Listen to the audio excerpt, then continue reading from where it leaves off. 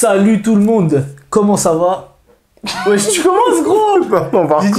Non, salut tout le monde. Alors. Salut tout le monde, comment ça va? On est prêt parce qu'aujourd'hui, émission spéciale, Oui, tu vois. Là, tu fais un slam ou quoi? Quoi tu joues? Non, mais dis bonjour bien, dis bien. Bonjour. Ça va, la forme? Ça va, ça fait 4 jours d'affilée, je fais que manger, ça fait une semaine que je fête mon anniversaire. Voilà, magnifique le mois de décembre, Voilà. mon compte en banque qui est plein, je mens bien entendu. Je vais faire un virement, hein, parce que moi, tu connais, il y a l'URSSAF là, il m'attend là. Bon, Chacun bref. ses problèmes. Chacun ses problèmes. Bon, là, on est dernière journée de 2023. Il y a, en termes d'Euroleague, puisque c'est ce qui nous intéresse hein, aujourd'hui, on a fini la phase aller. Donc, il y a déjà 17 matchs. On a tout couvert hein, quand même. Hein. On est fort, on est fort. Franchement, alors qu'on devait le faire une fois par mois, on a fait sur toutes les semaines. Donc, franchement, bravo à nous. Il y aura une animation. Du coup, aujourd'hui. Ouais, Je t'inquiète, c'est toi qui vas faire le montage. Du coup, aujourd'hui, puisqu'on a fini la phase aller, on s'est dit qu'on n'allait pas faire juste un débrief de la journée, même si on va le faire, mais en rapide. Un bras dans rapide, parce que toi, t'aimes trop dire oui, à la deuxième minute, il y a Elio Kobo qui est rentré, il a fait un flotteur. Ça y est, gros.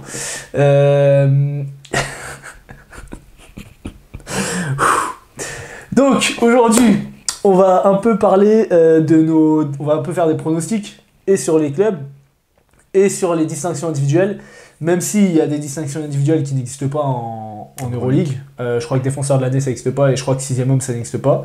Je sais pas s'il y a coach de l'année mais je crois qu'il y a. Bref, en tout cas donc on va faire MVP, meilleur jeune, 6ème homme, défenseur de l'année et coach de l'année, nos avis. On a fait un petit peu, parce qu'on est des gens sérieux, on a un petit peu préparé avec un petit peu de stats. Les pronostics aussi sur les équipes. On fait juste un petit tour aussi sur la journée, donc avec les clubs français et les autres matchs. Sachant que j'ai pas regardé Berlin, parce que bon, j'ai bien fait, vu le match qu'ils ont fait contre l'Olympiakos. Et c'est quoi l'autre match que j'ai pas regardé? J'ai pas regardé Kaunas, mais je crois qu'ils sont fait masser aussi contre Maccabi. Non, ils sont pas fait masser. Non, c'était pas intéressant. massé. Enfin voilà, j'avais pas envie de regarder, j'avais pas le temps. Moi je regarde tous les matchs. On est parti du coup? Let's go. Allez, c'est parti, on commence sur les clubs français, let's go.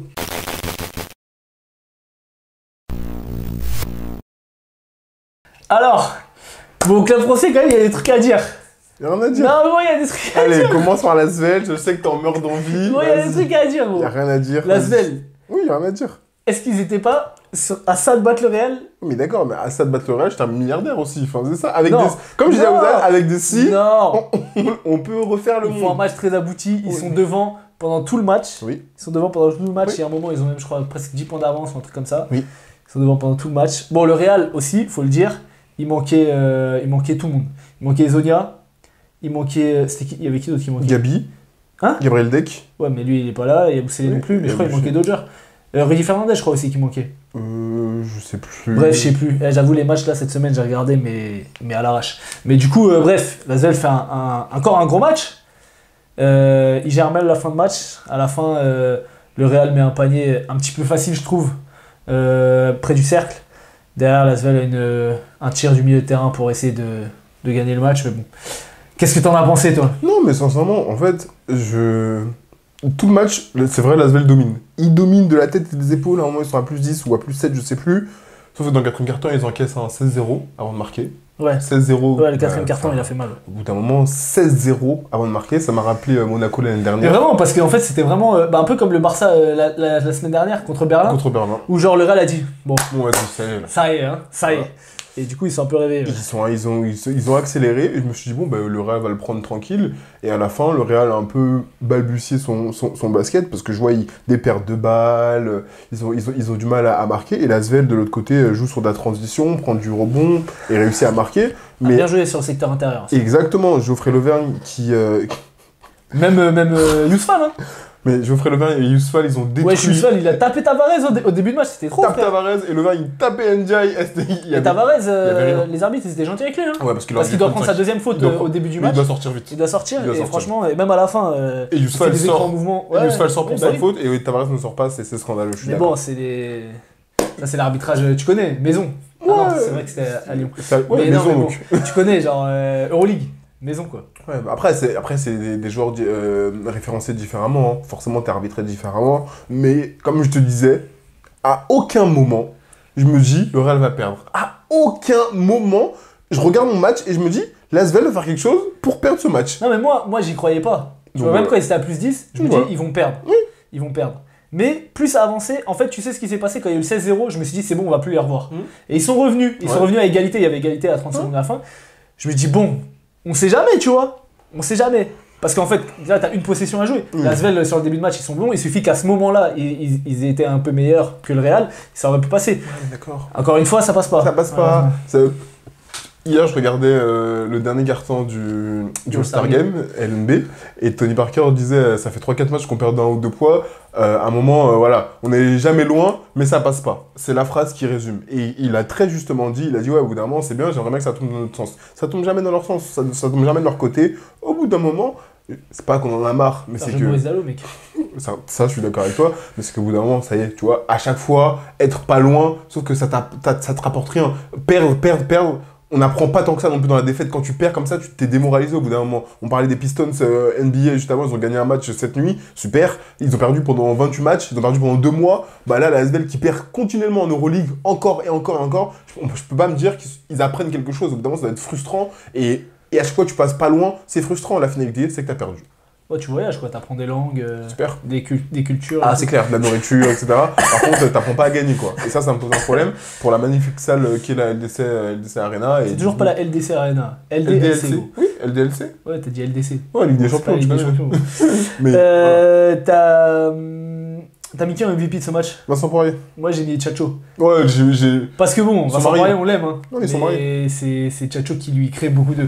Même si il est bien dans la dissuasion, il est bien en rebond offensif, mais sur les courses, même sur les fins d'écran, etc. Mais bon, Tchatcho...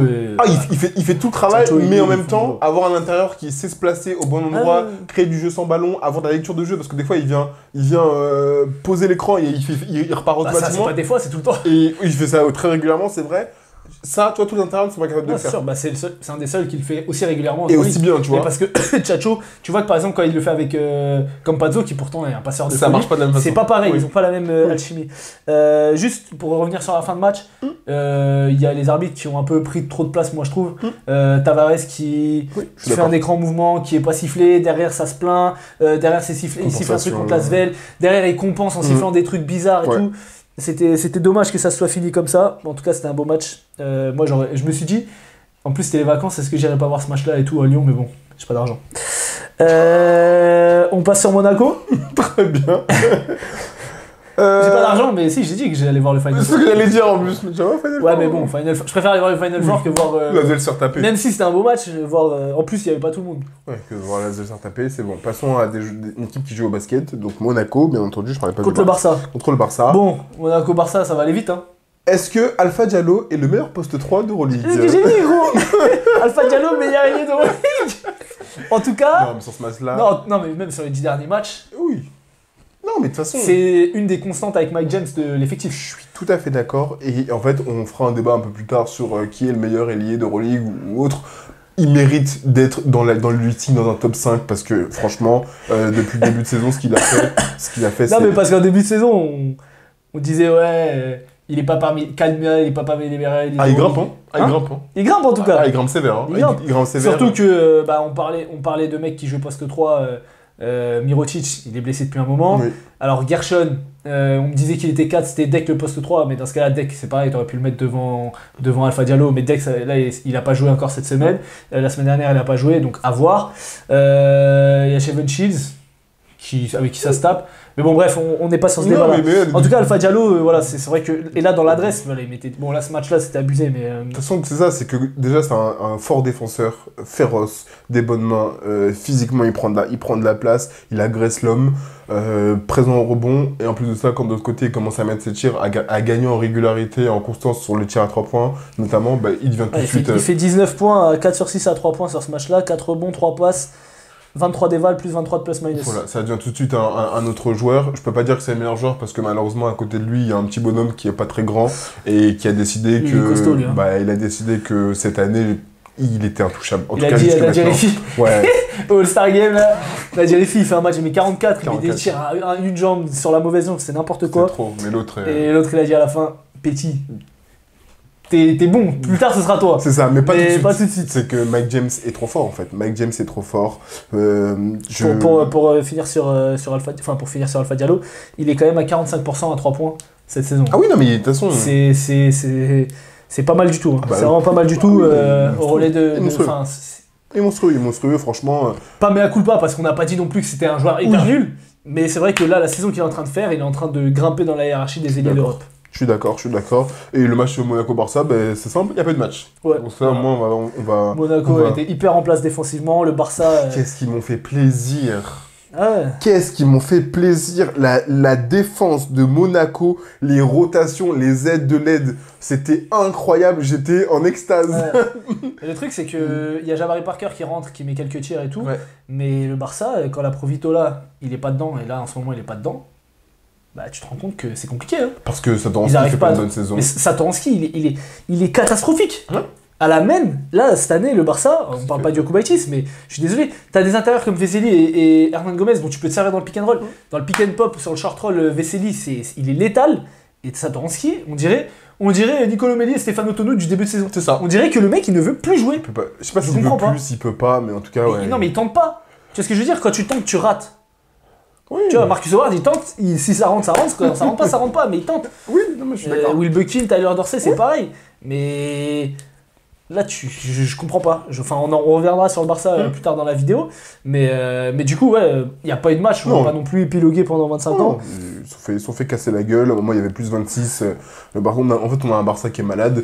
Il y avait plus 26 pour Monaco. Après, Monaco, à la fin de match... Allez, c'est un peu coulé, on va dire. Le Barça revient avec la transition. Ça signe à plus 20. Et le bal est fini, quoi. Alors, je suis content pour Mathieu Stradel, quand même. Il a eu des minutes et il a été bon. Il a manqué de finition. Franchement, il a fait des bons moves et tout. Il passait, mais des petites finitions. Ça ressort. Les tirs et tout. Mais voilà, au moins, il a joué son jeu. C'est ça. Tu vois qu'il commence à prendre confiance parce qu'en Betclic, il taffe. Oui. Et il joue avec les mêmes joueurs. Donc, il commence aussi à prendre confiance. Et là, je l'ai trouvé beaucoup plus libéré. Ça m'a fait plaisir. Kemba Walker aussi. Qui est pas mal depuis quelques matchs. Et là, tu retrouves ce qu'on attendait enfin, qu'il soit agressif. Je m'en fous, à un moment, il prend un lay-up main gauche un peu court. Mais au moins, il est agressif, il tente des trucs. Il a mis un petit step back, il tire à 3 points, il crée pour les autres. Voilà, c'est...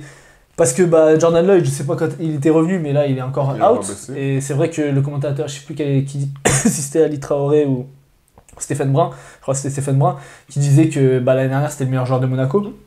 Et là, tu l'as pas en fait. Donc, Monaco s'en tire pas si mal pour une équipe qui a pas un joueur du calibre de Jordan Lloyd, même si les matchs qu'il a fait cette saison, on a vu qu'il était pas prêt.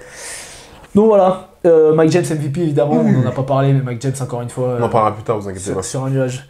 Ok, on passe au Daily Review vite fait. Yes. Allez, le Daily Review, c'est parti. Alors, le Daily Review, de qui tu veux parler?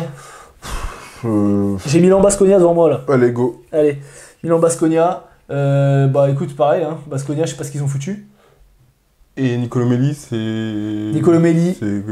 Franchement, un régal ce mec. C'est KD, c'est LeBron, c'est post-up, fadeaway, chanson. Pick and pop à 3 points, fixation pour les autres, les deux mains.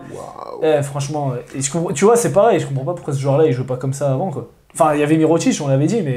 Après, même Tonut. Oui, mais Tonut, là, il fait des interceptions, il se prend pour Russell Westbrook. Il met des tomards, il veut poster tout le monde. Mais après, je pense que c'est aussi la façon de jouer. Quand t'as Nicolas Mirotic, tu joues pas de la même manière. Là, il n'y avait pas Shevon Shields non plus. Il n'y a pas Shevon Shields, donc t'as plus d'espace, t'as plus de responsabilités. Et en plus de ça, Milan a mis en place une défense face à Baskonia qui est assez incroyable. Ça mettait des trappes à Marcus Howard pour qu'il lâche la balle, qui a pas été trop en réussite non plus. Mais donc, franchement, en plus d'être bons en défense, ils ont été bons en attaque. Johannes Voigtmann s'est régalé, leur a fait une musique. Voilà, c'était un orchestre. Franchement, il a régalé pendant tout ce match-là. Milan, de façon globale, hein, Flacadori aussi. Voilà, merci, on va parler. Bien sûr qu'on va parler de Flacadori. Parce que lui, ça fait plusieurs matchs. Franchement, c'est quel plaisir à avoir joué. Quand Milan joue de cette façon-là, c'est un plaisir d'avoir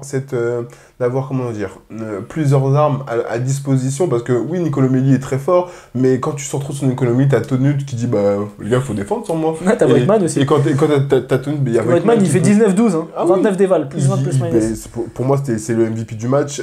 Moi, j'ai mis Melli parce que Melli m'a régalé. Mais c'est vrai que tu peux mettre aussi Nicolo Melli. Et franchement, Milan a dominé ce match-là, et à l'inverse, Victoria, j'ai trouvé... Victoria a... Pourquoi tu rigoles, gros? Non, mais Allez, on enchaîne. Victoria a été beaucoup plus en difficulté. Ils ont souffert déjà sur la première mi-temps, trop de pertes de balles. Ouais, mais la défense de Qatar. C'était des pertes de balles, mais parce que Milan défendait hyper fort. C'est vrai. Et du coup, on va parler de Diego Falcadori. Ouais. Gros, il est chaud, frère. Défensivement, il est monstrueux. Il est là, il met des pressions tout terrain, il a des bonnes mains, il va chercher les balles.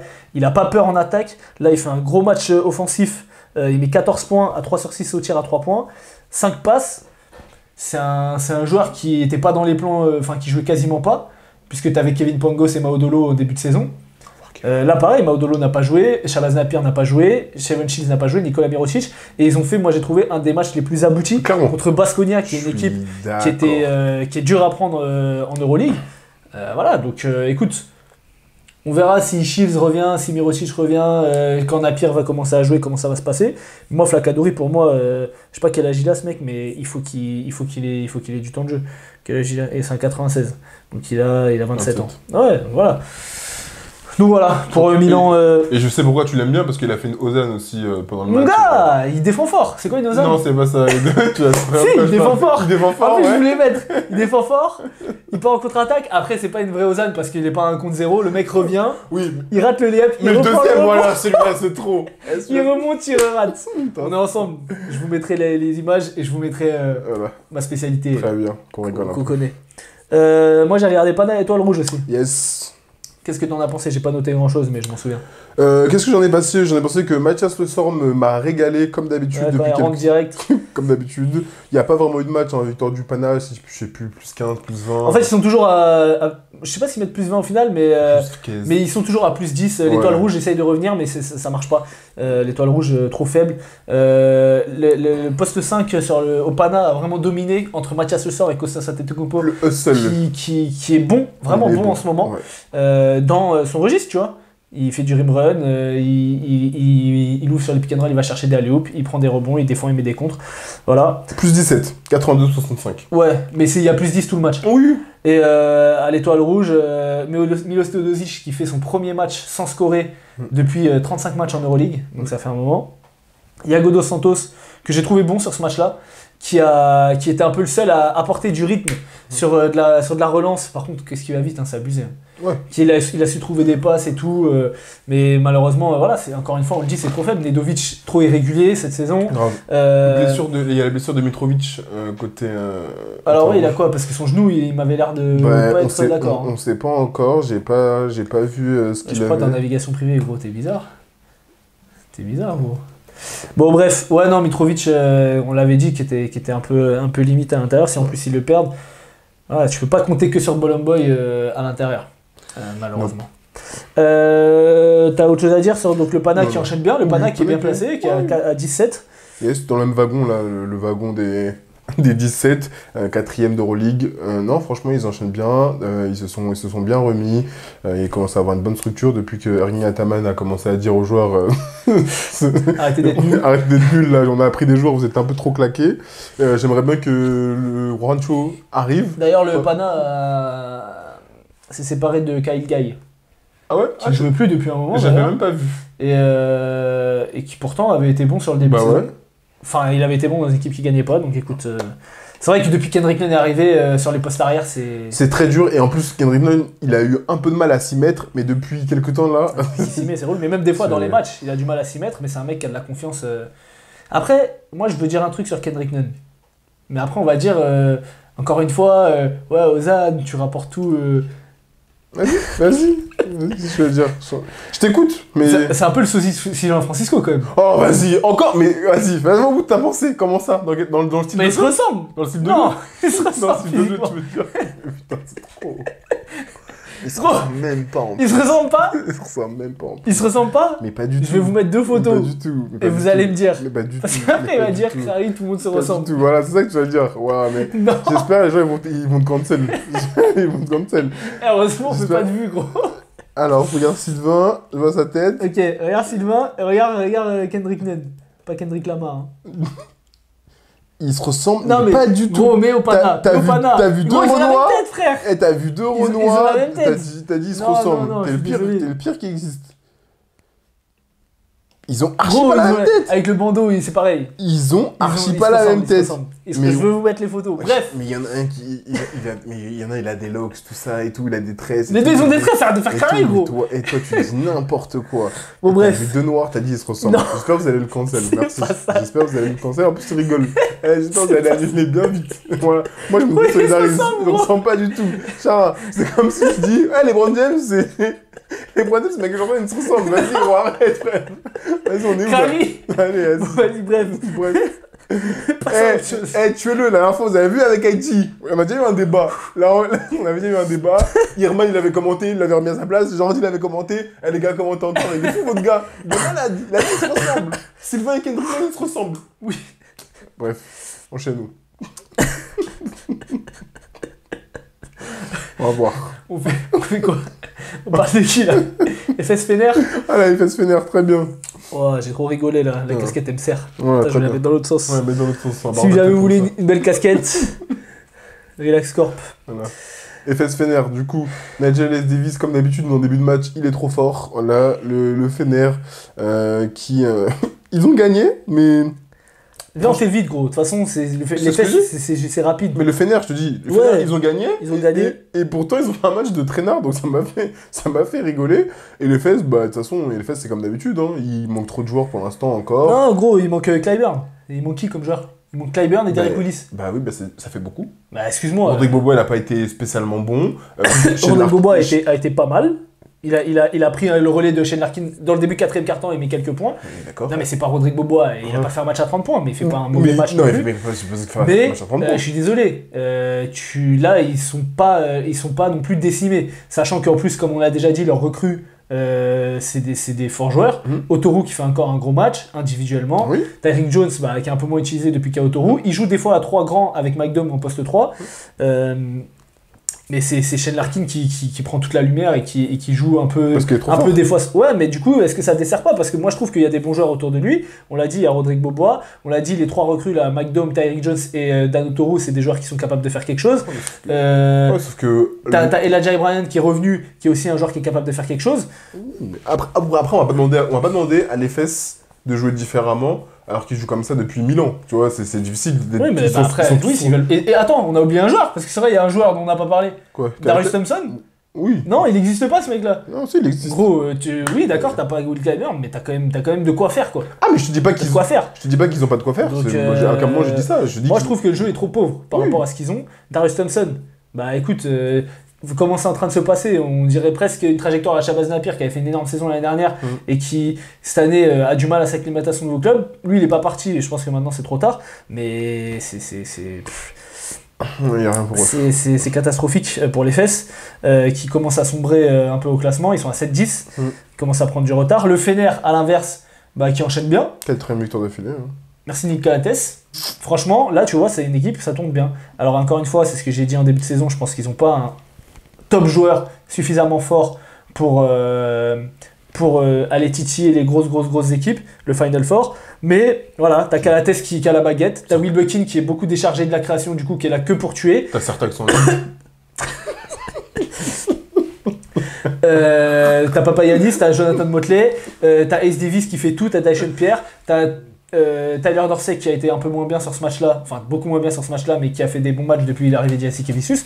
Voilà, c'est une équipe qui a un bel effectif et qui joue au niveau de son effectif. Je pense que ce sera un peu court pour aller chercher, pas le Barça, parce que le Barça ils sont en galère en ce moment, mais le Real en fait. Le Real, parce qu'en vrai le Real maintenant ils sont vraiment tout seuls quoi. Ils sont vraiment tout seuls. Bah oui. Et Bologne. Je pense que ça peut se taper avec Bologne, mais encore. Tu vois, Bologne, ils ont vraiment un top joueur d'Euroleague en Schengelia cette année. Marco Bellini, il voulait dire. Ouais, aussi. Bref, c'est bon pour Oui, franchement. Calates MVP. J'ai mis Calates Moi aussi, encore j'ai une mis fois. Il m'a donné envie de devenir meneur de jeu. Tu sais, je me suis dit, quand je vois jouer Calates, Teodosic et tout, je me dis, mais quand j'arrive dans des clubs, parce que je change de club tous les ans, et je dis, ils me disent, c'était quel poste? Mais en fait, moi, je suis vraiment pas un meneur, gros. Je suis vraiment en poste 2, frère. 31 décembre 2023, Ozan se rend compte qu'il n'est pas un meneur de jeu. Ouais, mais après, dans un autre sens, en Euroleague, c'est différent. Mais... Parce qu'en fait, on est matrixé par la NBA, gros. Parce qu'en NBA, tous les meneurs, c'est des 2. Enfin, c'est des meilleurs oui. scoreurs. Bah oui. Mais en vrai, en Europe, dans le jeu FIBA, bah, les meneurs, c'est des vrais meneurs. Ah oui. C'est très rare d'avoir des meneurs. Déjà, il y a un truc, souvent, quand je regarde First Team, et je suis tellement d'accord avec Erwan quand il dit ça, ou même avec Thomas quand il en parle, quand il dit être meneur de jeu, c'est un métier. Et c'est pas parce que tu es capable de remonter la balle que tu peux être meneur de jeu. Tu vois? Non, moi je peux être meneur de jeu. Et dépanner sur je dois remonter la balle, etc. Mais prendre la pression, mettre tes gars en place, etc. et tout. Ouais, on est où là? La pression, mettre tes gars en place et tout ça et tout, c'est difficile. C'est un métier, tout le monde ne peut pas le faire. Non, mais en fait, tu sais pourquoi? Parce que je parle de moi. Moi, je pense que je suis capable de le faire. C'est juste que, avant de voir Calates, Teodosic et tout cette année, je prenais pas de plaisir à me dire ah ouais, quand je suis sur le terrain, l'équipe elle joue bien, la balle elle va au bon endroit. Oui, bah c'est sûr. Et du coup, j'étais plus dans le truc de. Tu vois, l'année dernière, par exemple, à Malakoff, j'aurais très bien pu être dans ce rôle-là. Et je me suis dit non, vas-y, faut que je mette des points, et que je puisse créer et tout. Alors qu'en fait, bah, c'est pas que ça. Oui, après, écoute, mieux vaut tard que jamais. Vaut mieux tard que jamais. Et il faut aussi avoir les joueurs qui bougent autour. Hein, parce que... Ça, c'est sûr. C'est sûr que bon. Après, des fois, tu crées, il y a des gens qui envoient des tranches. Bref, je ne citerai pas de nom. On parle de Valence. On fait un petit Valence-Bayern. Vas-y. Écoute, le Bayern qui continue. Yes. Qui continue sur sa bonne lancée, sur ce qui fait sa très bonne saison, on peut le dire, très bonne saison. Alors, sans Ibaka en plus. Contre Valence, qui était une équipe aussi en forme. Qui a signé d'ailleurs Justin Anderson. Ancien joueur NBA qui a fait un match correct. Avec des Sixers, non? L'ancienne, je crois. Sixers, Dallas, enfin il a un peu tourné. Valence qui jouait sans Damien Inglis aussi, donc qui s'est beaucoup reposé sur Brandon Davis et Chris Jones. Mais Bolmaro à la fin a fait le boulot. Et voilà, encore une fois, Bolmaro, vrai meneur de jeu, tu vois. Qui est capable de mettre la balle là où il faut et de punir si jamais, surtout à mi-distance, mais là il a eu de l'adresse à 3 points, il en met 2 à 3 points. Il a défendu fort, le Bayern qui a eu beaucoup de jeux rapides sur des pertes de balles de Valence. Voilà, c'est. Moi, franchement, le Bayern, alors Sylvain fait pas un bon match, mais moi c'est une équipe qui me fait un peu kiffer. En plus, là il n'y avait pas Ibaka, quand il y a Ibaka, c'est aussi un peu plus kiffant. Alors, kiffer, j'irai peut-être pas jusque-là, mais en tout cas, c'est une équipe qui. Ils sont toujours accrocheurs, il va toujours y avoir du jeu, ils vont toujours trouver des solutions pour essayer de gagner les matchs. Tu vois, ils sont à 8, 9, ils sont 12e, et par exemple le 10e pour le play-in, c'est 9-8, donc ils sont pas si loin que ça.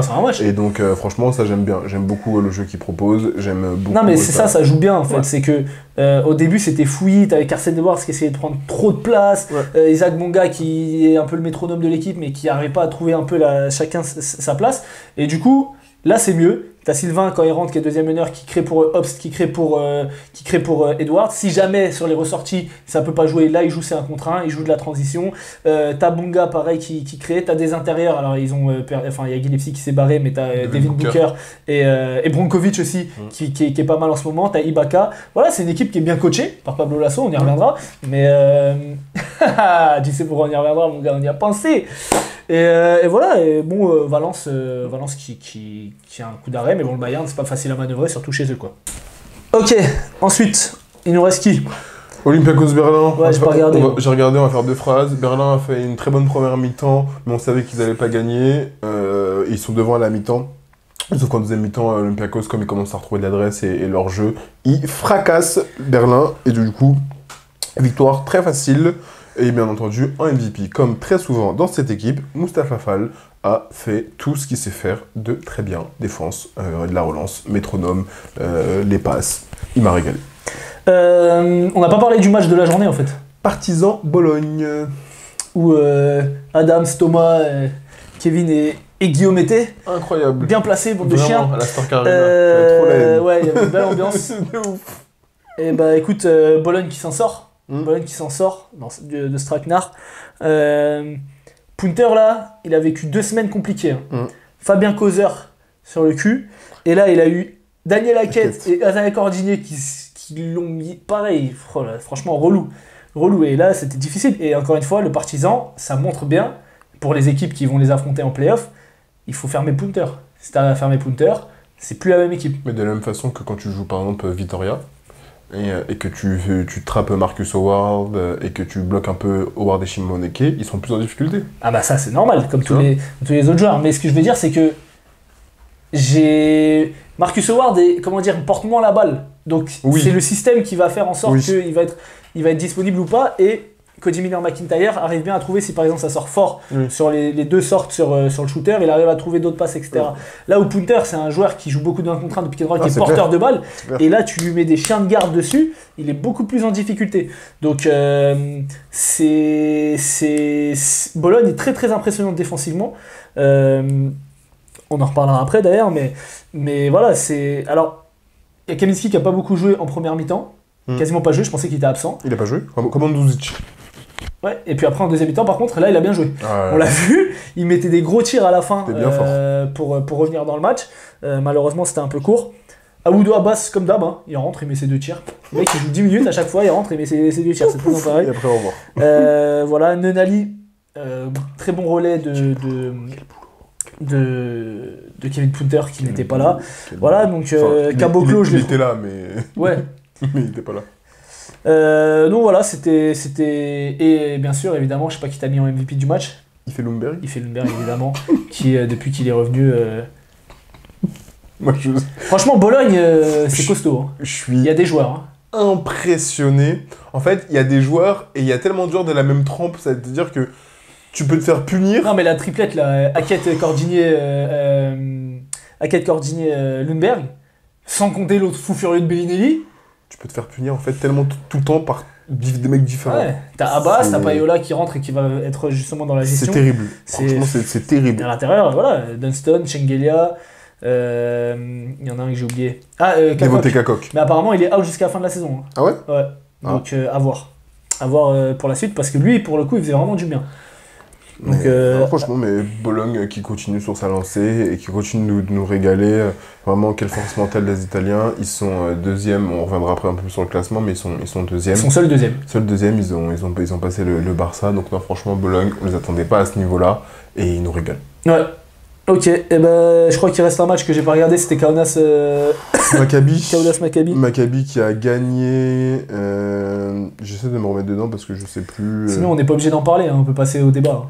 Oui, non, mais victoire du Maccabi, ça s'est dessiné en deuxième mi-temps. Kaunas, comme d'habitude, trop en difficulté parce que plus d'adresse à 30 J'ai vu points. que Tamir Blatt a fait un bon match. Ouais, mais voilà. Pour être le Brown bof. Ouais, bof. Bah lui n'a pas joué. Il est dans un trou, Lawrence Brown, j'ai l'impression. Ouais. Comme d'habitude, Josh Nebo, hein, qui a Josh bossé. Nebo qui porte le Maccabi. Parce que Maccabi, mine de rien, ils sont à 17, hein. Ils Oui. sont 4ème ex aequo, hein. Oui, non, Bah bien sûr. oui, ils sont dans le groupe de 17, alors sont que t'as pas l'impression qu'il faut une grosse saison, quoi. Ils sont dans le train, mais après, je sais pas si ça va perdurer comme ça. Mais voilà, au final, le Maccabi a plutôt dominé dans ce match. Et Nebo qui fait un match complet. Ok, bon. Alors on a fait, alors on va pas faire les tops et les flops là, Non. ça y est, ni les 5 de la journée, on aurait pu mais on n'y a pas pensé parce que du coup on va passer sur nos pronos. Oui. Et du coup donc MVP etc. Donc c'est parti pour les pronos. Alors on va commencer. Meilleur pour le- jeune Hein Meilleur Tu jeune commences. Ah tu veux garder l'MVP pour la fin? Regarde pour la fin, tu Ok. connais. Meilleur jeune. T'as mis qui toi? Alors, Enfin, est-ce que t'as une liste de joueurs que tu considères en course pour ce titre? j'en ai... Alors... Moi j'en ai 6. Ah oui, d'accord, autant. Ouais, moi j'en ai 6. Ok, je pensais qu'on... En fait, non, mais j'en ai 6 qui me sont venus en tête. Oui. Et après, quand j'ai regardé les stats, il y en a genre 2 déjà que j'ai enlevé. Ok. Et ben vas-y, dis-moi toi. Alors déjà, moi, j'ai celui du Real, j'ai Eli Ndiaye. Elie Ndiaye, évidemment. Eli Ndiaye qui, l'année dernière, était un poste 5. Apparemment, maintenant, c'est un poste 3. Il a vraiment bien progressé. Il commence à s'acheter un tir à 3 points. Donc, s'il gagne en régularité, ça va devenir très sérieux. Il a le parfait profil d'être un joueur NBA. Mais vraiment... Ouais, vraiment. Et la morphologie d'un joueur NBA, d'un bon poste 3-4 NBA, qui est athlétique, qui est long, qui peut tirer. Donc ça, c'est super intéressant. Il a quelques minutes quand il joue avec le Real et je le trouve toujours très, très impactant.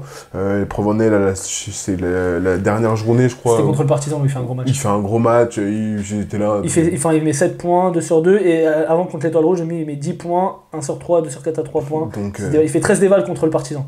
c'est un 2004, donc enfin voilà, au bout d'un moment, Eli Ndiaye, je l'ai eu. Ok. Bon, moi, je te donne ma liste. Vas-y. Et après, on va voir qui est-ce qu'on dit. Pour moi, il y a Mathieu Strazel. Ok. Il y a Tristan Vukcevic, Ouais. du Partizan. Il y a Eli Ndiaye, du coup. Il y a James Nagy, même si j'ai regardé les stats en vrai. Non mais intrinsèquement, je pense qu'il pourrait, mais bon, il a pas assez de temps de jeu derrière Hernan Gomez et Vesely. Et il y a tes deux gars là, Gabriel Procida. Il n'y a pas tes deux gars, il y a mon gars. Espagnolo. Oui. Les deux gars de l'Alba Berlin. Ouais. Alors du coup, bon, comme on l'a dit, Nadji, il est un peu, il est barré, on va dire, sur son poste. Elian Ndiaye, je pense que c'est un de ceux qui a le plus haut potentiel avec Vucevic. Je suis d'accord. Mais pour l'instant, c'est pareil. Là, il joue parce que Deck et Gershon ne sont pas là, mais devant lui sur le poste sur lequel il jouait l'année dernière, c'est-à-dire c'est quand même bouché parce que t'as Tavares et Poirier. Donc statistiquement parlant, il produit pas autant que d'autres cette saison. Mathieu Strazel, c'est pareil. En fait, on l'a mis parce que Tu l'as mis. Ouais, je l'ai mis parce que voilà, quand il a du temps de jeu, il apporte des choses pour un joueur, et c'est un des joueurs qui a le plus d'expérience à ce niveau-là, à cet âge-là. Oui. Maintenant, le problème c'est qu'il a pas assez joué. C'est ça. Il y a plein de matchs où il a pas assez joué, donc il est forcément en dessous de joueurs comme Vucevic, Procida ou Spaniolo. Vucevic, pareil, statistiquement parlant. Alors c'est un joueur, je sais pas jusqu'à où il peut aller parce qu'il est vraiment, il fait 2-13. Il est capable de tirer à 3 points, il est capable de poster, il est capable de dribbler, il peut jouer des pick and roll. Il joue 8 minutes en moyenne pour 5 dévals, 4,6 points, 66% à 2 points, 38% à 3 points, donc des pourcentages très corrects. En 8 minutes, c'est vraiment pas mal. Le problème, c'est que c'est un poste 4, en vrai. C'est un poste 4, même qui peut jouer 5, vu qu'il fait 2-13. Sauf que au Partizan, t'as déjà 4 postes 5. Qui s'écarte, Kaminski, Ledé, Smailagic et Caboclo. Donc forcément, il y a peu de minutes pour lui. Mais quand il joue, il est souvent bon. Donc voilà, il avait fait un match à 12 points contre le Real, justement, à 9 dévals. Premier match de la saison aussi, il avait fait un gros match à 13 points, à 15 dévals contre Baskonia. Ensuite, il avait enchaîné ça avec 12 dévals contre le Fener. Sachant que le match à 12 dévals, il le fait en 7 minutes. Hein. Donc voilà, c'est un joueur qui a surveillé. C'est un 2003, donc il a 20 ans. On peut dire qui a gagné le award de cette catégorie ou... Du coup, alors qui a gagné l'award Je sais pas, entre Matteo Spaniolo et Gabriele Procida. On sait, regardez Berlin, bien sûr que c'est Gabriele Procida, là il tergiverse depuis tout à l'heure, dire oui, lui il est pas mal, il progresse. Le meilleur jeune, c'est Gabriele Procida. Il est trop fort.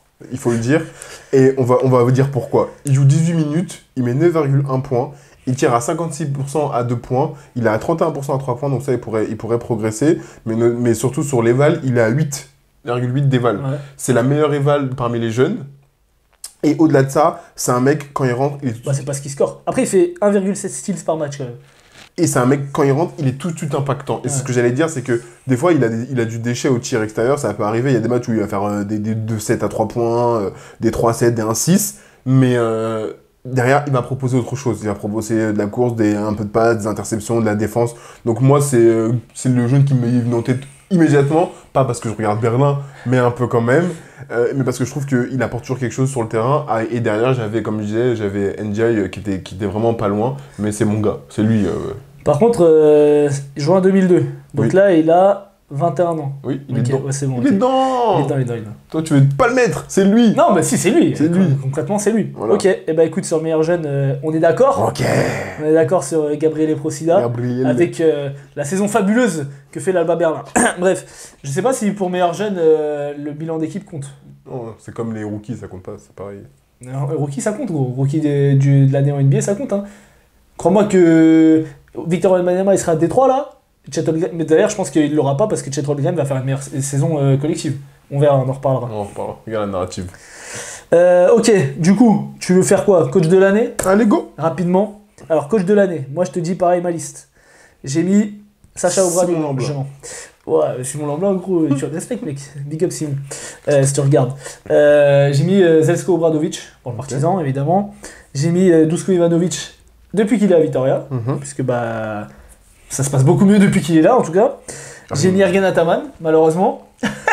Non, mais force est de constater qu'il a su renverser la tendance, même si le Pana n'a pas non plus un jeu exceptionnel, ils arrivent à s'appuyer sur leurs forces, entre Kendrick Nunn, Mathias Lessor, Mitoglou, etc.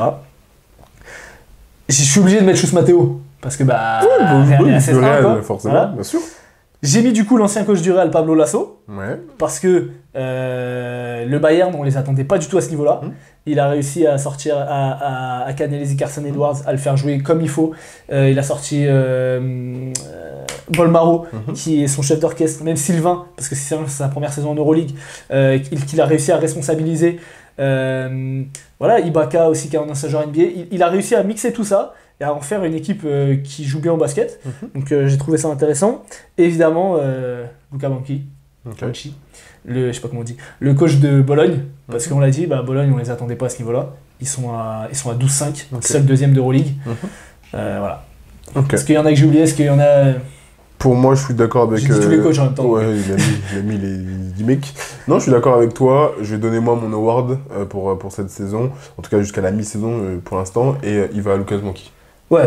Il va à Banchi, il n'y a même pas de débat en fait. Ouais. Il m'est venu automatiquement aussi en tête parce que Bologne propose un jeu des deux côtés du terrain. Défensivement, ce qu'ils sont capables de faire, c'est-à-dire que tu te manges Hackett, tu dis ça va aller mieux. T'as Isaiah Cordini à côté, tu dis puis arrête, t'as Effenberg qui rentre, c'est insupportable.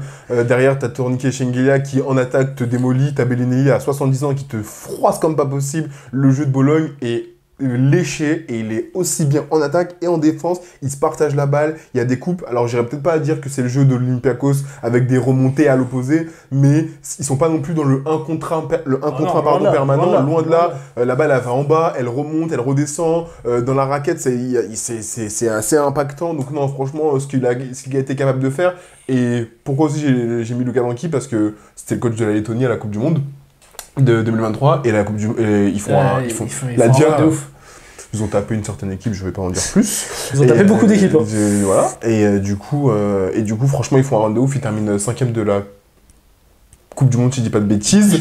Et Arthur Zagars. Et Zagars qui s'est pété là. T'inquiète, je vais faire l'analyse, t'inquiète. Mais non, voilà, Banchi, franchement, moi c'est mon coach de l'année. Ouais.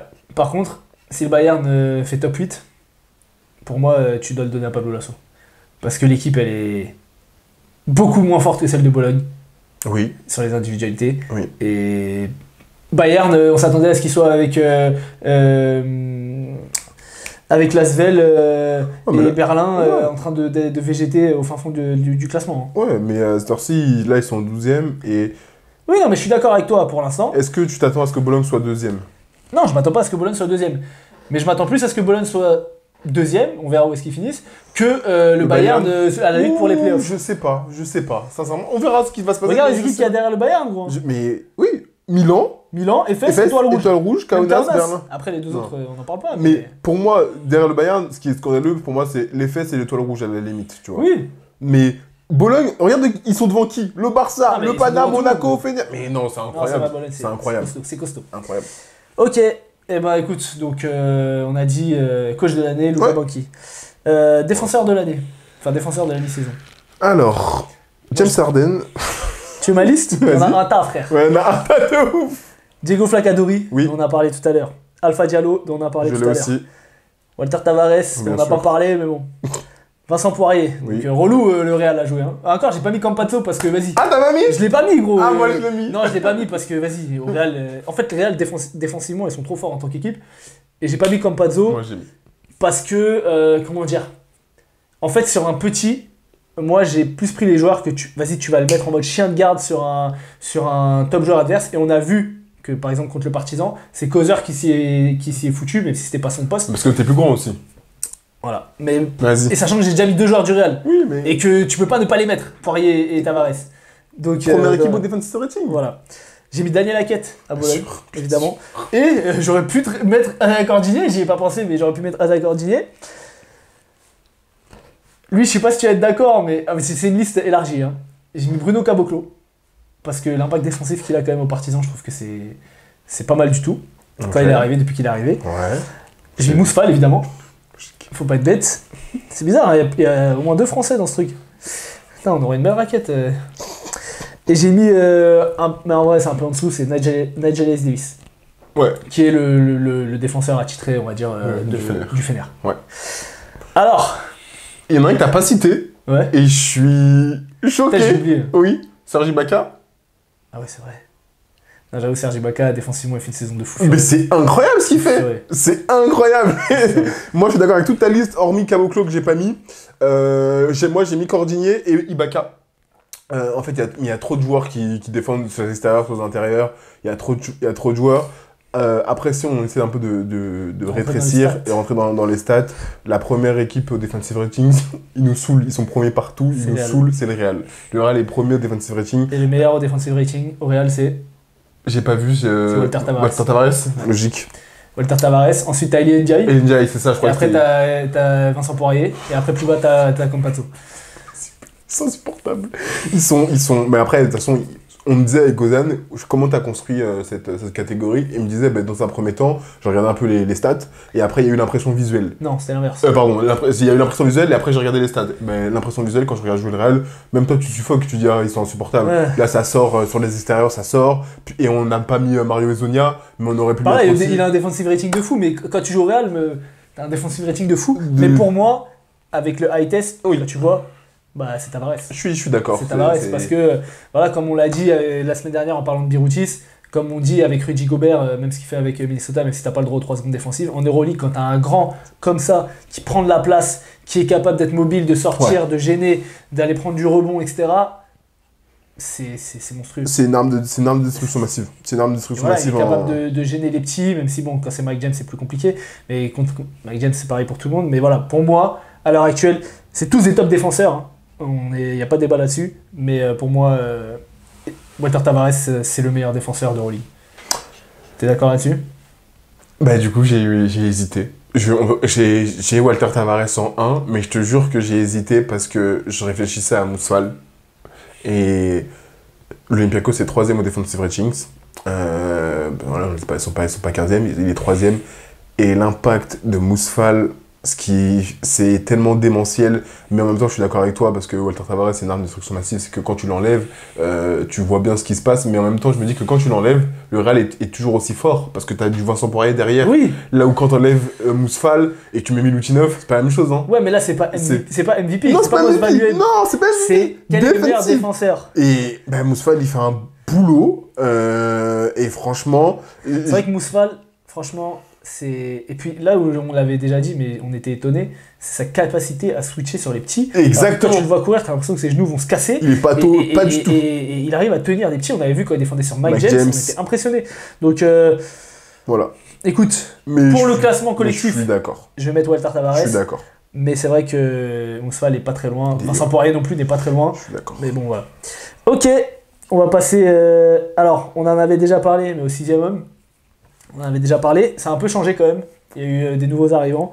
Et il y a eu des changements aussi parce que tu as des joueurs qui ont commencé à starter des matchs, donc, qui pour moi ne sont pas dans la catégorie du 6e homme. Il y en a 2 que j'avais mis, pareil, que j'avais commencé dans ma tête, que j'avais mis et que j'ai enlevé parce que j'ai vu qu'ils ont commencé plus de matchs qu'ils n'en ont commencé sur le banc.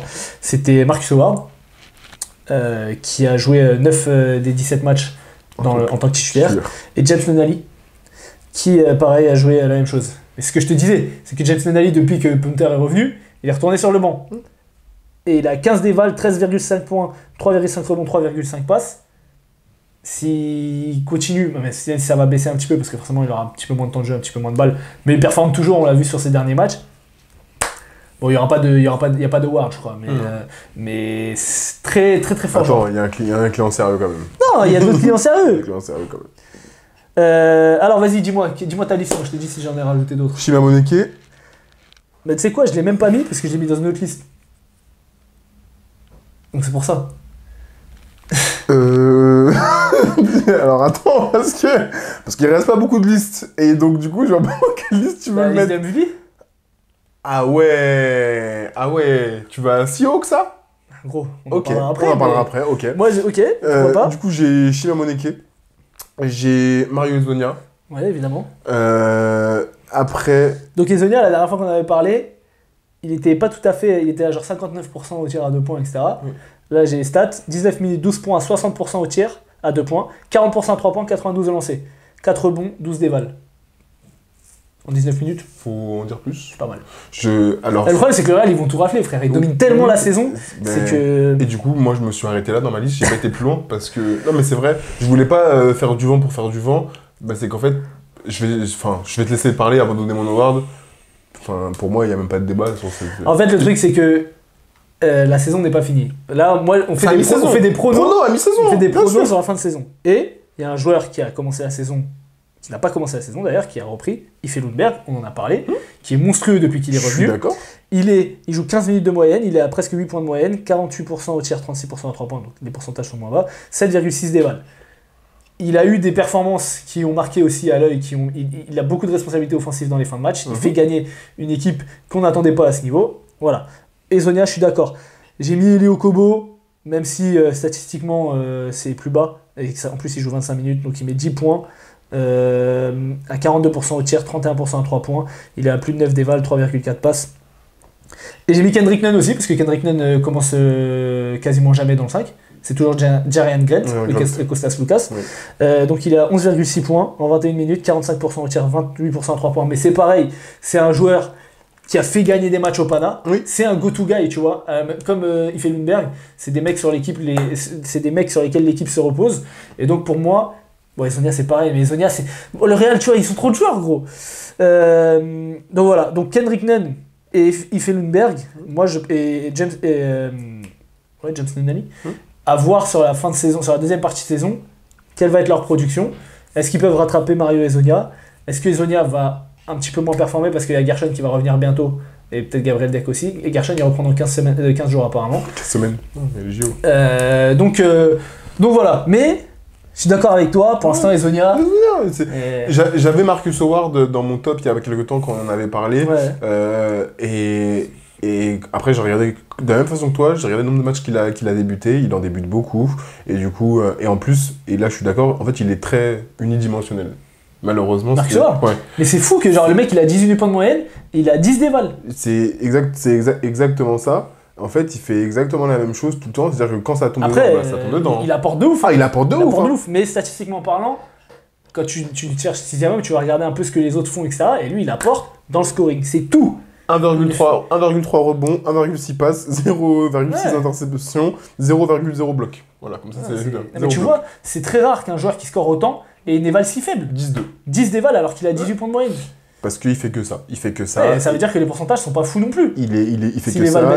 Il est à 38% à 3 points, 45 à 2 points, tu vois. Donc voilà, il fait que ça. Et donc je l'avais dans mon top, mais c'est vrai que je l'ai sorti parce qu'en fait, Mario Zonia, au-delà de scorer, parce qu'on sait que c'est un fort scorer, il shoot, il peut poster, il a du drive, des fois il pète des tomards sur des gens, et voilà. Il va apporter d'autres choses au rebond, il est toujours combatif, il apporte sa longueur. Il a plus de 4 rebonds moyenne. Hein. Bah ouais, il apporte sa longueur, il fait 2m6 quoi, donc il est sur les lignes de passe. Il fait 2-6 Zonia ? Il fait 2-6. Ouais. Donc, comme Zanan Moussa, c'est une dinguerie quand même. Quand tu m'as dit ça, j'étais choqué. C'est la folie, frère. Incroyable. Donc oui, on en a marre de parler du Real à chaque fois, mais en même temps, ils sont à 16-1 et il y a des joueurs qui sont à 16-1 et c'est pas pour rien quoi. Bon, le main event. Brad contre Zan. Le 20 janvier, à Bondy. Sindaz Payol. Je sais pas c'est quoi le nom du gymnase. Ayash. Le main event.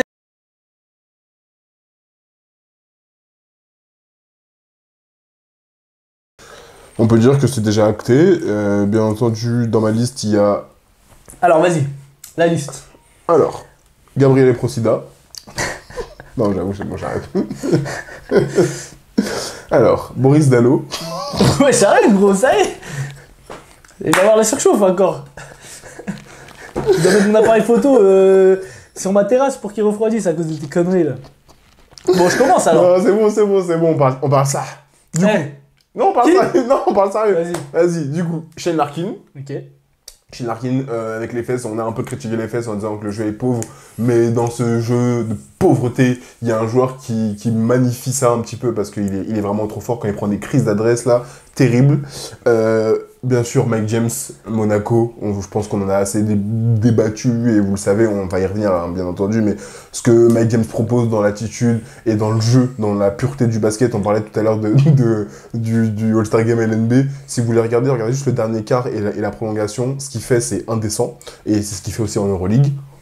Après, moi je vais dire ces deux-là, j'en ai d'autres, mais est-ce que tu en as d'autres? Ouais, j'en ai d'autres. Vas-y. J'en ai plein. Moi, j'ai fait des listes à Ah rallonge. d'accord, j'ai Torniquet Shengelia, Évidemment. bien entendu, on a parlé de Bologne, si Bologne est à la deuxième place, ce n'est pas pour rien, ce qu'ils sont en train de mettre en place défensivement et offensivement, alors Torniquet Shengelia n'est pas le meilleur défenseur, on va pas mentir non plus, mais en revanche sa capacité à comprendre le jeu, ses lectures de jeu, mettre la balle au bon endroit et sa capacité aussi à mettre des paniers, parce que ça il est très fort, même s'il n'a pas trop de main gauche, mais ce qu'il fait avec le ballon c'est assez incroyable. Donc non franchement, régalade de ce côté-là.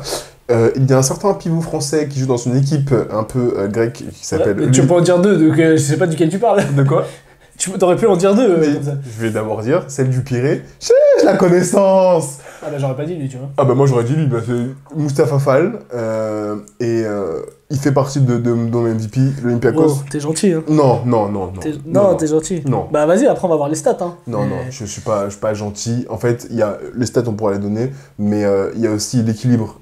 Et quand il est dedans, ce que Mustapha Fall propose, je trouve qu'il pèse tellement sur le jeu de l'Olympiakos. Le most valuable player, c'est ça aussi, c'est peser. Je te dis pas qu'il a 15 points, ça se trouve, je crois qu'il dépasse même pas les 10 points. Il a combien? Je vais donner ses stats. Vas-y. Il a 7,4 points, Ouais. 4,9 rebonds, Ouais. 2,9 passes, Regarde les vals. 14 dévals, 1,4 contre, Ouais. en 23 minutes de temps de jeu. Ouais. Non mais c'est un très fort joueur. Le problème aujourd'hui, c'est que il est à 14 dévals Oui. par rapport à tous ceux que tu as cités avant. Oui. Il y en a plusieurs qui sont au-dessus de 20. Mais on fait une liste là. Hein. Et en plus, ouais, mais pour moi, il est pas dans la liste parce qu'en plus de ça, si tu regardes le classement, l'Olympiakos c'est 8ème. Oui, mais d'accord, mais on fait une liste, t'inquiète pas que je t'ai pas dit que je l'avais mis le premier. Ouais, J'ai ok, gardé, pourquoi pas. j'ai gardé mon autre. S'il te plaît, vas-y, il peut venir faire une interview avec nous. Mathias le sort. Il va pas faire, gros. Il va pas faire. Mathias le sort. Ouais, Mathias ce soir, je suis d'accord. Mathias le Enfin, sort. je l'ai mis dans ma liste aussi. Et dans ma liste. Parce que bah, je pense que le partisan se mord un peu les doigts de ne pas l'avoir. Et parce que la dernière Sinon, ça va pour eux. Hein. Non, mais ça va, mais enfin. Oui. Ils s'en sortent bien avec les joueurs qu'ils ont récupérés. Mais ce qu'il a apporté l'année dernière était assez incroyable. Et il est dans la continuité, il progresse encore. Dès qu'il rentre, il a un impact qui est monstrueux. Il est toujours dans le hustle. Il donne de l'énergie. Il donne des deuxièmes possessions, des troisièmes possessions. Il y a des fois où il a un peu du mal avec ses lancers francs. Mais franchement, quand il met dedans. Enfin, moi, Mathias Le Sort me régale de match en match. C'est un plaisir de regarder Pana jouer pour Mathias Le Sort parce que j'aime tellement l'énergie qu'il apporte. Donc voilà, dans ma liste. T'as fini ta liste du coup? Il y en a d'autres, mais je te laisse. Ok, bah moi j'ai mis, du coup, ce que je disais tout à l'heure, j'ai mis Shima Moneke. Oui. Parce que même si Baskonia est un peu plus en difficulté sur les dernières semaines, ils sont quand même 8ème à 9-8. Alors moi j'ai mis les stats, hein. J'ai pris les stats. Il peut pas mettre Mustapha Fall, mais il veut mettre Shima Moneke. Ouais, mais parce que Mousfal il est à 14 déval, alors que Shima Moneke il est à 19,1. Oui, d'accord. Donc Mais- il est à 14 points par match, 57% au tir, 43% à 3 points, 6 rebonds, 1,6 passes, 1,6 steals. Donc pour pas- moi c'est un step au-dessus de ce que Mousfal fait Mais il est- statistiquement parlant. Ouais, mais il est derrière l'Olympiakos. Il est 11e. Il est pas derrière, il est à 9-8 aussi. Oui, oui, d'accord, mais il est pour l'instant. Non mais d'accord, si on c'est au prend goal average. au goal average, C'est à 9-8. il Moi, est j'ai- même moi, pas j'ai- dans le play-in. Non mais d'accord, mais là moi j'ai pris les Ok. équipes qui sont par rapport à leur bilan. Ok. Moneke. Ok. Ensuite, j'ai mis Campazzo quand même. Parce Oh. que il faut mettre un joueur du Real. Même si Je Campazzo, l'ai pas statistiquement parlant, J'avais pas il y pensé sera à pas. Et que par rapport au début de saison qu'il a fait, il a quand même baissé un peu le Oh, pied. putain, j'avais oublié. Et il est moins surdominant sur Ouais. les dernières semaines. Le problème, c'est que le Real continue à gagner. Tu es obligé de mettre un joueur du Real. À voir, est-ce que on passera pas plus tard sur Walter Tavares ou même sur Ezonia ou je sais pas. Après, le problème du Real, en fait, pour moi, c'est un problème sur ces catégories-là, comme MVP. C'est un problème parce que MVP, c'est mode. Il y a trop de joueurs. En fait, il y a trop de joueurs. Il y a Ouais, trop de ça, joueurs il n'y a trop pas un forts. joueur qui se dégage. Il y a trop de joueurs Et trop celui forts. qui se dégageait sur le début de saison, c'était Campazzo. Mm. Pour moi, il est un peu redescendu. Mhm. Donc voilà, je l'ai mis quand même dans la Ouais. liste parce qu'il faut mettre un joueur du Real. Et après, pour les autres que tu as cités, je suis d'accord. Maintenant, moi, donc j'ai noté les stats. On va parler des stats, comme ça, on va pouvoir comparer. Yes! Mike James, donc son équipe Monaco est 4ème à 17. Oui. Ok, donc j'ai mis 4ème ex aequo, enfin, Mhm. ils ont le même bilan. Il est à 19,8 points par match, 48% au tir, 43% à 3 points. 4,5 rebonds, 4,9 passes, 21,2 déval. Deuxième meilleur rival de Euroleague. Meilleur marqueur d'Euroleague. Meilleur marqueur d'Euroleague. Torniquet Shengelia, 16 points, 51% au tir, 29% à 3 points, 6,2 rebonds, 3,8 passes, 20,5 déval. Bologne, deuxième, on l'a dit, à 12,5, on s'y attendait pas. Mhm. Shane Larkin, voilà, donc on parlait du bilan collectif, il a 7-10, 14e, mais il a la meilleure rival d'Euroleague. Il a 18 points, 47% au tir, 47% à 2 points, 37% à 3 points, 2,8 rebonds, 5,5 passes, une interception et demie. Donc il a 21,3 meilleur rival de Euroleague juste devant Mike James. Mais du coup, collectivement, c'est trop compliqué. Campazzo, il est à 11,6 points, 45% au tir, seulement 30% à 3 points, 2,8 rebonds, 7 passes, meilleur passeur d'Euroleague, 1,4 steals, 17,2 déval, Real premier à 16-1. Mathias Le Sort, donc il a 14,3 points, 64% au tir, voilà, très fort pourcentage, 5,8 rebonds, 18,9 déval. Tu vois, quand tu compares par exemple à Osfald, Pana 4ème à 17, et donc moi j'ai mis Shima Moneke. Bah, j'ai donné les stats déjà. 14 points, 57% au tir, 43% à 3 points. C'est un mec qui joue au poste 4. 6,6 rebonds, 1,6 passes, 1,6 interception, 19,1 déval. Baskonia 8ème à 9,8.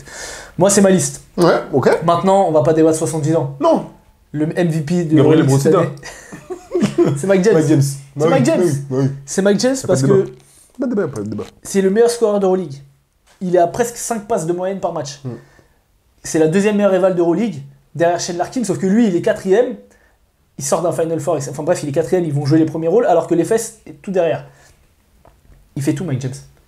Il fait tout. Il score, il crée pour les autres, il parle aux arbitres.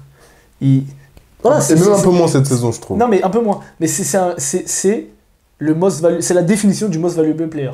Aujourd'hui, Mike James, c'est le joueur le plus important dans une des équipes les plus fortes du championnat. Et en plus de ça, il y a aussi, je sais pas si tu as cette impression-là, l'impression visuelle vraiment de je joue à mon rythme. Bien sûr. Et quand je veux.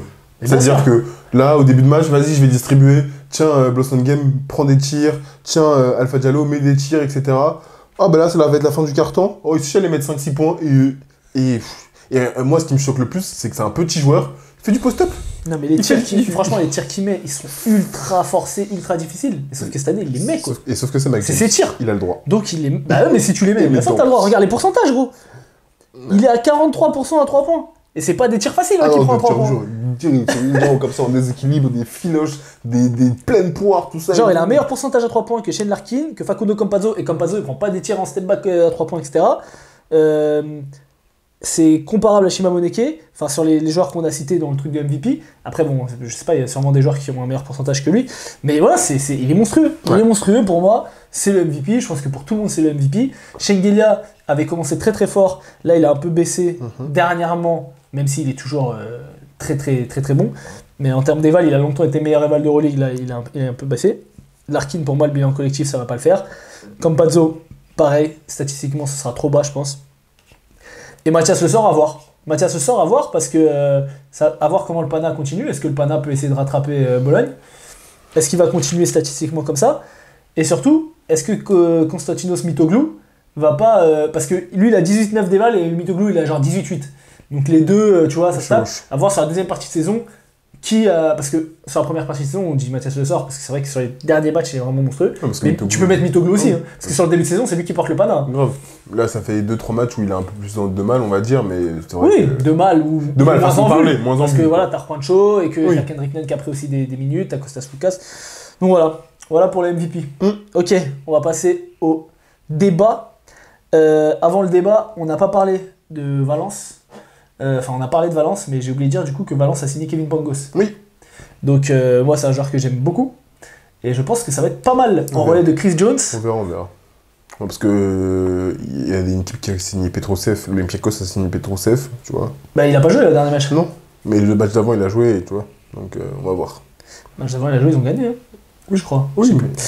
On va voir. Kaunas qui change de coach, qui récupère Trinkieri, l'ancien coach du Bayern. Et Richard Lomas à Bologne, je sais pas qui c'est. Donc peut-être que c'est un fort joueur, hein, c'est juste que j'ai pas assez d'informations, donc je vais regarder. Et du coup, on va passer sur le débat. Enfin, sur les débats, je crois qu'il y a plusieurs débats, on va voir. Sur les débats, c'est parti. Les débats. Et donc, quelque chose là qu'on vient de voir. Breaking news. Ante Zizic signe à Bologne. Du coup, ils perdent Kakok, mais tu récupères Zizic. C'est pas mal du tout. C'est pas mal du tout. Et il joue plus trop à l'effet. Il joue plus trop. Il a des très très bonnes mains. Mains. Zizic, je me souviens le début de saison qu'il a fait sur les fesses. C'était nimp. C'était fort. Non, franchement, il a des très bonnes mains. Fort. Il va se régaler. Grosse recrue pour Bologne.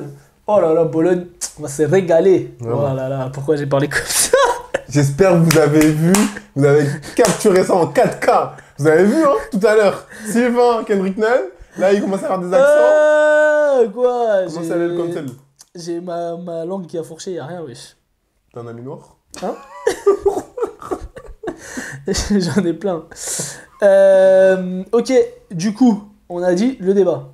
Donc on passe sur le débat. C'est parti. Alors, le débat. Le débat, du coup. Le Barça, on y croit ou on n'y croit pas? Moi, je vais te dire clairement, le Barça, je n'y crois pas. Pourquoi, tu vas me dire? Pourquoi? Bien, je vais te répondre. Le Barça, je n'y crois pas pour la même raison que le Fener. Ils n'ont pas un top joueur. Ils ont beaucoup de très bons joueurs. Hernan Gomez, même si on a vu que c'était compliqué défensivement. Yann Vezeli, La Provitola. Mais je n'y crois pas parce que déjà ils sont trop dépendants de la forme de La Provitola. Et que tu peux être dépendant de la forme d'un Mike James, d'un Shane Larkin ou de joueurs de ce calibre-là. À l'heure actuelle, sur cette saison, La Provitola n'est pas un joueur de calibre MVP. Donc ça veut dire que tu es dépendant d'un joueur qui n'est pas assez fort pour battre des grosses équipes. Je dis pas qu'il ne peut pas avoir des coups de chaud, mais voilà. T'as un meneur titulaire qui est un joueur qui a une carrière NBA quand même correcte et qui a montré qu'il était capable de faire des choses et qui ne joue pas cette saison. Thomas Satoransky est mauvais, il n'est pas agressif, il crée pas pour les autres, c'est un excellent passeur, il crée pas, il n'est pas agressif vers le cercle, il prend quelques tirs à 3 points, mais je veux dire, c'est pas ce que tu lui demandes. Quand t'as Abrines et La Provitola à côté, je suis désolé, j'ai pas envie que ce soit Thomas Satoransky qui tire à 3 points. T'as Jabari Parker qui a bien pris, mais voilà, pour moi c'est une équipe, c'est une très bonne équipe, ils sont 3e, c'est une très bonne équipe d'Euroleague, mais pour moi, ils iront pas, je sais même pas s'ils iront au Final Four, parce que sur une série de playoffs, je les vois pas passer le Partizan, je les vois pas passer Fener, dans la forme actuelle du Fener, on verra sur la fin de la saison, je les vois pas passer Bologne, je les vois sûrement pas passer le Real, et voilà, et je les vois pas passer Monaco non plus. Donc à voir, même Baskonia, tu vois, même Baskonia, je les vois un peu mieux que Barça. Sur la forme actuelle du truc, et sur la fin de la saison.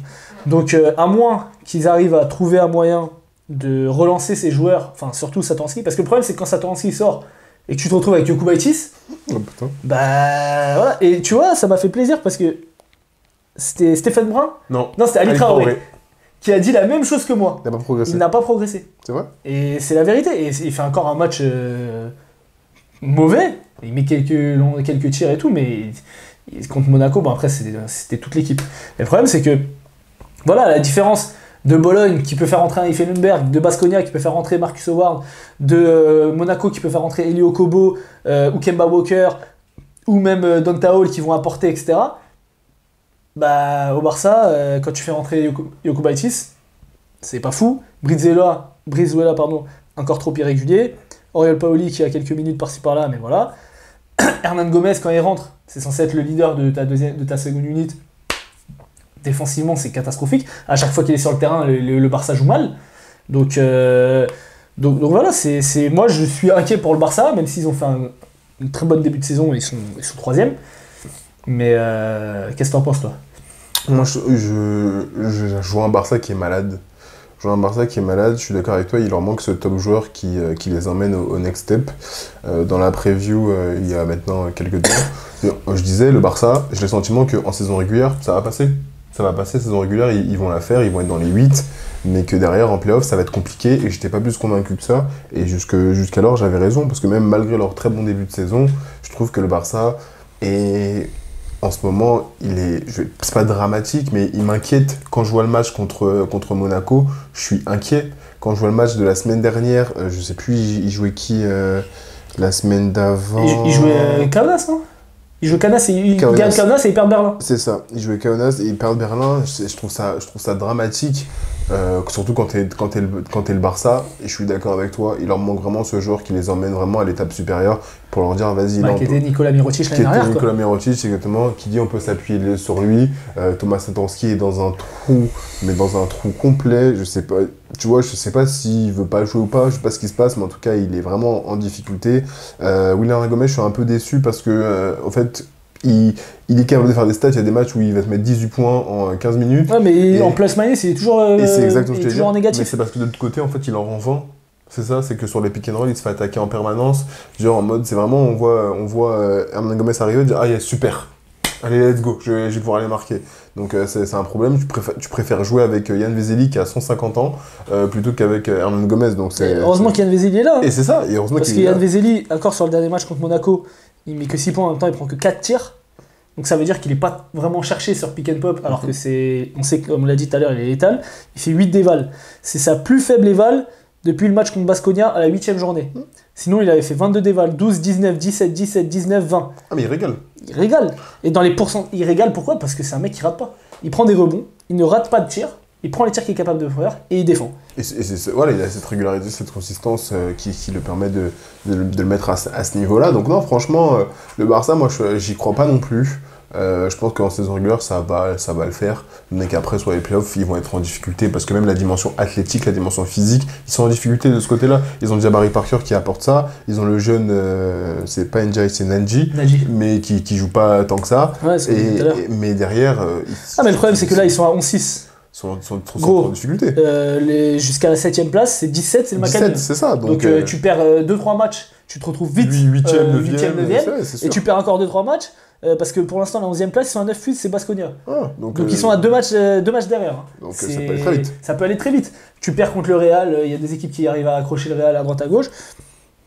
Voilà, comme j'ai dit, moi, à l'heure actuelle, je les vois pas battre. Bah, on a vu Monaco, ils leur ont cassé la gueule. Après, c'est l'Euroleague aussi, il y a des cycles. On a vu Baskonia qui a très mal commencé, on a vu le Partizan qui a très mal commencé et qui ont trouvé.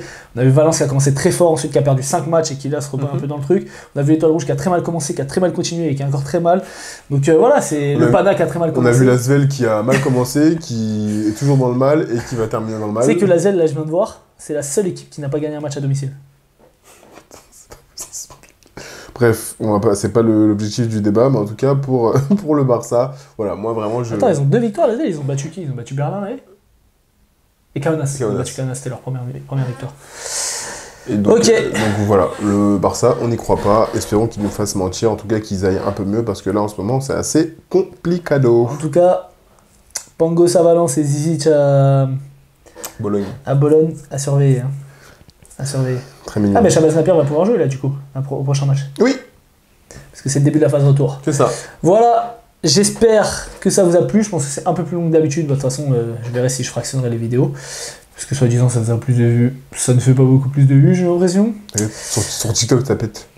Je suis pas inscrit sur TikTok. Sur TikTok, il y a une vidéo qui a bien marché là. Ah ouais, c'est la vidéo où on parle de Elio Kobo. Enfin, où je parle du coup d'Elio Kobo. Et les gens ont un peu débattu. Mieux que ma vidéo sur la béquille où tout le monde s'en bat les couilles. Sur ces bonnes paroles, merci Brad d'être venu. Yes. Le chien ne t'a pas mangé aujourd'hui? Non, il a été gentil. On a fait la balade, c'est pour ça, t'as vu. Il commence à me connaître. Je vais dire à Morgane qu'on va bientôt descendre, donc voilà. Faut préparer la bête. Voilà, donc. Museler. Mais donc sinon, la semaine prochaine, t'es prêt pour la double journée? Ouais, j'ai trop la flemme. On souffle 2 journées toujours. Ça y est, laissez-nous respirer. Non, on est fatigué, mais bon, on aime le basket, donc on va regarder. On regardera bien entendu Berlin. On va regarder l'Asvel, ils vont encore perdre. Moi, ça y est, il y a des équipes, je vais commencer à kill. Moi, je regarde parce que quand j'ai un peu de temps, je regarde. Ouais, mais toi, tu travailles pas. Oui, d'accord, c'est ce qu'il dit. Voilà, j'ai 3 métiers, mais bon, c'est pas très grave. Ce que je peux vous souhaiter. Je peux pas le dire, il y a la caméra. Ce que je peux vous souhaiter, bien entendu, c'est une bonne année. Bientôt. Ah non, gros. Pourquoi? Ça porte malheur. Quand la vidéo va sortir, ça sera la bonne année. Ça va sortir à 23h59. Tu vas voir. Je peux vous souhaiter une bonne année. Et mon deuxième souhait, c'est que vous alliez cancel Ozan pour ce qu'il a dit dans cette vidéo. Il a dit que Kendrick Nunn et Sylvain Francisco se ressemblaient et ça, c'est inadmissible. Pourquoi c'est inadmissible? Il peut dire qu'ils ont un air de ressemblance. Il continue en plus, il maintient ses propos. Carly, si je dis que tu ressembles à Jordi, c'est... On se ressemble pas, putain. Bref, je vais pas... Voilà. White privilege. Pourquoi? Moi, je ressemble à Chérif, gros. Ouais, J'ai des potes noirs. Je me désolidarise de cette fin de vidéo. Mais attends, j'ai dit quoi? J'ai dit j'ai des potes noirs. J'ai des potes noirs? Oui. Mais pourquoi tu te désolidarises? T'es mon pote? Je me désolidarise. Non, on n'est plus amis maintenant. Je vais comparer Kendrick Nunn et Sylvain Francisco. Bon, voilà. Sur ces bonnes paroles, on va couper parce que là c'est bon. On est fatigué. À l'année prochaine. À la semaine prochaine. Pour la double journée. Bisous, bisous.